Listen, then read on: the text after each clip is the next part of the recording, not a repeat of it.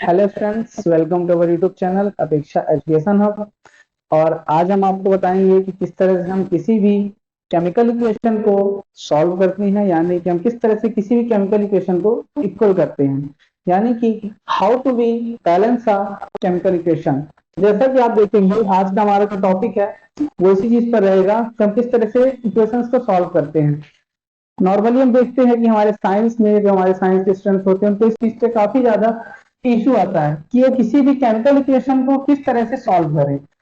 तो एग्जाम्पल के लिए आप यहाँ पे देख सकते हैं, मैं आपको यहाँ पे कुछ एग्जाम्पल देती हूँ जिसके थ्रू आप इस चीज को बता सकते हैं कि कैसे कितना इजी तरीके से आप इसे सॉल्व कर रहे हैं। तो जैसे कि आप यहाँ पे देखेंगे, मैं एग्जाम्पल दिया P+Cl2, यानी कि यहाँ पे मैंने फास्फोरस और क्लोरीन को इस इक्वेशन को सॉल्व करने के लिए एग्जाम्पल के रूप में लिया। तो यहाँ पे मुझे मिल रहा है PCl5।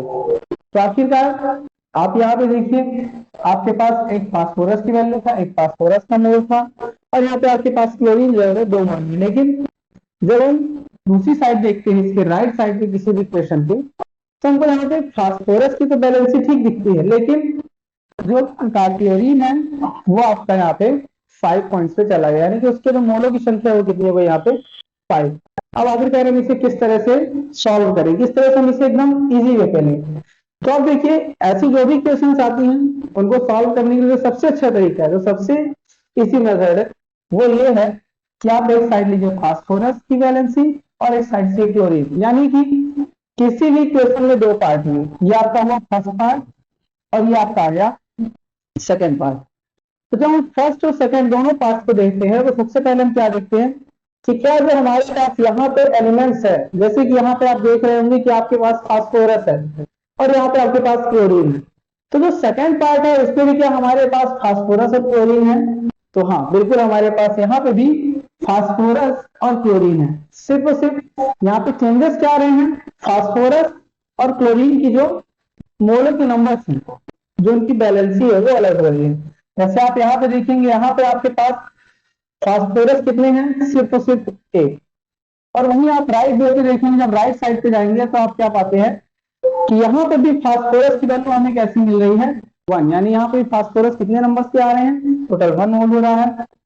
और जब हम यहाँ पे देखते हैं कि क्लोरीन, क्लोरीन यहाँ पे आपके पास 2 मोल पे है, जबकि यहाँ पे क्लोरीन कैसे आपके पास 5 मोल पे है। अब हम इसे कैसे सॉल्व करेंगे, अगर हम इसे किस तरह से बैलेंस करेंगे, तो आप देखेंगे कि जो आपका कार्ब, जो फर्स्ट पार्ट और सेकंड पार्ट, यानी कि लेफ्ट और राइट साइड है, दोनों में आपको ये चेक करना है कि आखिरकार फास्फोरस कितने आ रहे हैं और यहाँ पे आपका क्लोरीन, तो दोनों में फास्फोरस 1 और उसके क्लोरीन 2, और यहाँ पे फास्फोरस 1 और क्लोरीन 5। तो फास्फोरस की वैल्यू तो आपको एकदम इक्वल दिख रही है दोनों साइड, लेकिन क्लोरीन जो है वो आपका मिसमैच कर रहा है। इसके लिए हम करते क्या है, सबसे पहले हम यहाँ पे देखते हैं कि अगर हम ऐसे कौन से नंबर को पुट कर दें कि यहाँ पे भी फास्फोरस की वैल्यू आ जाए और इधर भी, और क्लोरीन दोनों साइड से इक्वल हो जाए। तो अगर हम यहाँ पे देखें, अगर हम यहाँ पे 2 फास्फोरस कर देते हैं, यहाँ पे हम फास्फोरस में मोलों की संख्या को क्या कर देते हैं, बढ़ा देते हैं, और यहाँ पे अगर हम फास्फोरस में 2 मोल ऐड कर देते हैं, तो यहाँ पे आप देखेंगे कि फास्फोरस पहले आपका 1 था, लेकिन अब 1 से किसमें कन्वर्ट हो गया, 2 में। और वहीं अगर आप इधर देखेंगे तो इधर भी जो फास्फोरस 1 ही 1 से किसमें कन्वर्ट हो गया, 2 में। और अगर आप क्लोरीन को देखेंगे तो यहाँ पे क्लोरीन अब 2 है, और क्लोरीन यहाँ पे अब हो गया आपका 5 टू द 10, यानी कि 5 और 2 मोल्स इससे मल्टीप्लाई हो गया, भी आपका आ गया यहाँ पे 10। अब यहाँ पे क्लोरीन के जो नंबर है वो हो गए हैं 10।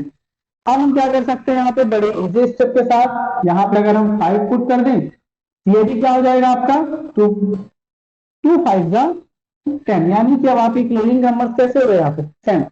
तो इस तरह से आप देखेंगे कि ये फास्फोरस और क्लोरीन दोनों साथ में मिल करके यहाँ पे 2 PCl5 है आपका, जो बैलेंस जो था पहले से वो कैसा हो गया, बैलेंसेबल हो गया। PCl5 जो है वो आपका होता है पेंटा फास्फोरस पेंटाक्लोराइड। और इस तरह से आप इस इक्वेशन को बड़े इजी तरीके से सॉल्व कर सकते हैं।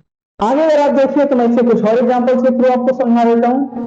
जैसा कि यहाँ पे आप देखेंगे N2 प्लस H2 और हम इन दोनों को यहाँ पे नेक्स्ट साइड देखते हैं, आपको यहाँ पे मिल गया NH3 मीन्स अमोनिया।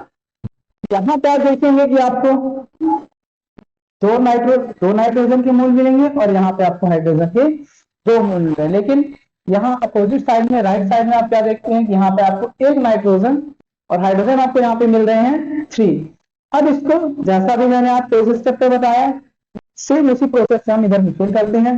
यहाँ हम लेते हैं नाइट्रोजन और यहाँ पे लेते हैं हाइड्रोजन, और राइट साइड में हम क्या देखते हैं कि हमारे पास नाइट्रोजन और हाइड्रोजन राइट साइड में भी है। अब हम इनको क्या करते हैं, यहाँ पे नंबर ऑफ नाइट्रोजन देखते हैं, यहाँ पे दो नाइट्रोजन है और यहाँ पे हाइड्रोजन है दो, और यहाँ आपका एक नाइट्रोजन और 3 हाइड्रोजन है। अब हम इसे किस तरह से बैलेंस कर सकते हैं? तो देखिए यहाँ पे बैलेंस करने के लिए बहुत ही इजी चीज ये हो सकती है कि यहाँ पे आप देख रहे हैं नाइट्रोजन है 2, तो मैंने यहाँ पे 2 नाइट्रोजन कर दिए। अब जब मैंने यहाँ पे 2 नाइट्रोजन कर दिए, मतलब अब नाइट्रोजन जो आपका वो 1 से कितने में हो गया, 2 में, और यहाँ पे ऑलरेडी आपके 2 नाइट्रोजन है, मतलब नाइट्रोजन और नाइट्रोजन की जो बैलेंसिंग वो आप कैसा देख रहे हैं कि दोनों सेम हो गई। अब हम देखते हैं हाइड्रोजन को। यहाँ पे नंबर ऑफ हाइड्रोजन है 2 और यहाँ पे आपके नंबर ऑफ हाइड्रोजन अब हो गए आपके 3 इंटू 2 यानी कि 6। तो यहाँ पे क्या कर सकते हैं कि यहाँ पे हाइड्रोजन का जो नंबर है वो कितना आ जाए, 6 बन जाए। तो यहाँ पे हम इजी तरीके से क्या कर सकते हैं, अगर हम 2 में 3 को मल्टीप्लाई कराते हैं तो बन जाता है आपका 6, यानी कि यहाँ पे हम हाइड्रोजन को 3 के साथ में 3 और हाइड्रोजन से यहाँ पे मल्टीप्लाई कर देते हैं 2 से, तो आपका हो गया 3 2 जा 6, यानी कि अब आपका ये जो केमिकल इक्वेशन है ये एकदम पूरी तरह से बैलेंसबल हो गया, यानी कि अब ये आपकी जो बैलेंसिंग करनी थी आपको पूरी वो पूरी हो गई। तो आप यहाँ पे देखेंगे कि काफी इजी था कि किस तरह से आप किसी भी केमिकल इक्वेशन को नॉर्मली आप सॉल्व कर सकते हैं। अगर मैं थोड़ा सा इससे हल्का और आपको एक और एग्जांपल देता हूँ, थोड़ा सा और उसमें आपको और शायद क्लियर हो जाएगा। मैं आपको यहाँ पे एक और एग्जांपल देता हूँ, जैसा कि आप एग्जांपल देखेंगे यहाँ पे Fe प्लस H2O, यहाँ पे मैं आयरन को रिएक्ट करा रहा हूँ वाटर के साथ, तो आप देखेंगे यहाँ पे जो मुझे प्रोडक्ट मिल रहा है वो मुझे मिल रहा है Fe2O3 प्लस H2। मीन्स अब मैं इसे किस तरह से यहाँ पे बैलेंसेबल कर सकता हूँ। तो जैसा कि आप देख रहे होंगे कि यहाँ पे जो Fe की वैल्यू है सो सेम पहले वाले जब भी हमने 2 इक्वेशन सॉल्व की उसी प्रोसेस पे हम चलते हैं। तो आप देखेंगे कि यहाँ पे मेरे पास आयरन है, हाइड्रोजन है और ऑक्सीजन है। नहीं, राइट साइड में मेरे पास आयरन है, हाइड्रोजन है और ऑक्सीजन, यानी कि यहाँ भी मेरे साइड सारी की सारी एलिमेंट्स हैं। आप देखेंगे यहाँ पे भी मेरे पास जो आयरन है उसके नंबर है 1 और यहाँ पे आयरन है मेरे पास 2। अगर बात करें हाइड्रोजन की तो यहाँ मेरे पास हाइड्रोजन 2 और ऑक्सीजन आप देखेंगे तो ऑक्सीजन है यहाँ पे मेरे पास, हाइड्रोजन है मेरे पास 2। अब अगर आप देखेंगे ऑक्सीजन, तो ऑक्सीजन है यहाँ पे मेरे पास 1 और यहाँ पे ऑक्सीजन है 3, यानी अब हम इसे किस तरह से बैलेंसेबल कर सकते हैं।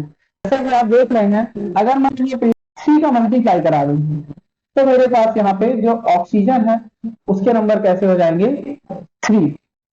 तो यहाँ पे मैंने क्या किया, सबसे पहले ऑक्सीजन को 3 से जब मैंने यहाँ पे मल्टीप्लाई कराया तो इस साइड 1 इंटू 3 मतलब हो गया आपका यहाँ पे 3 ऑक्सीजन, और यहाँ पे मेरे पास ऑलरेडी 3 ऑक्सीजन है, यानी यहाँ पे मेरी ऑक्सीजन की बैलेंसिंग पूरी हो गई। और साथ ही मुझे यहाँ पे जो हाइड्रोजन है, हाइड्रोजन आप देखेंगे 3 2 6 और यहाँ पे भी मेरे पास जो हाइड्रोजन है वो पूरे हो चुके हैं 3 2 6।